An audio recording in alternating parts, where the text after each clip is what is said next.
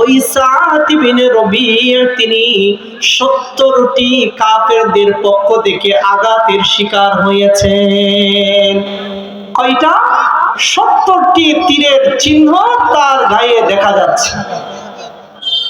সাআদ ইবনে রবীআ রাদিয়াল্লাহু তাআলা আনহুকে দেখে যায়েদ ইবনে সাবিত রাদিয়াল্লাহু তাআলা আনহু বলতে লাগলেন, আমি তো সাআদ ইবনে রবীআকে খুঁজতেছি।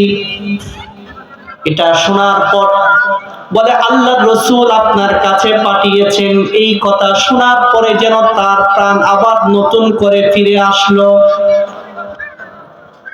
বলেন, ভাই তোমার কাছে রাসূল পাঠিয়েছেন, আল্লাহর রাসূল তোমাকে সালাম বললেন। এ কথা শোনার পরে সাআদ ইবনে রবীআ বলতেছেন, আলা রাসূলিল্লাহি আসসালামু আলাইকা। এ যায়েদ ইবনে সাবিত, আল্লাহর রাসূলের সালাম পাওয়ার পরে তুমি রাসূলকেও আমার পক্ষ থেকে সালাম বলবা। আর ওই সালাম যেহেতু তুমি নিয়ে এসেছো, এই জন্য তুমিও তোমার উপরে সালাম বর্ষিত হোক, তুমিও সালাম গ্রহণ করো। এখন বলেন, যায়েদ ইবনে সাবিত বলতেছেন, ভাই তোমার গায়ে 70টি তীরের আঘাত। এই সময় আল্লাহর রাসূল একটা কথা জিজ্ঞাসা করার জন্য বললেন, কিন্তু আমি জানি তোমার খুব কষ্ট হচ্ছে।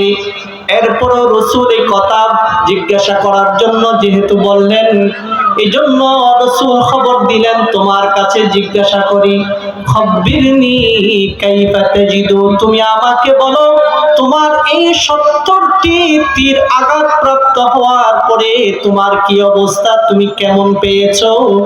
আমাকে একটু তোমার খবর, তোমার হাকিকতটা আমাকে শোনাও।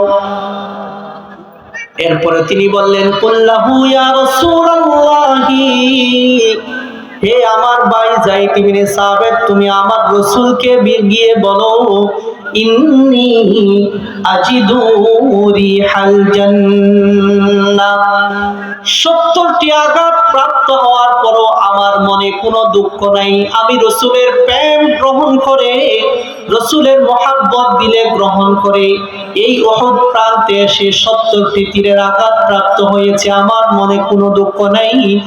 যাই তুমি রাসূলকে বলো, ইন্নী আজিদু রিহাল জান্নাহ, আমি এই উহুদ প্রান্ত থেকে জান্নাতুল ফেরদাউসের সুঘ্রাণ পেয়ে যাচ্ছি। সুবহানাল্লাহ।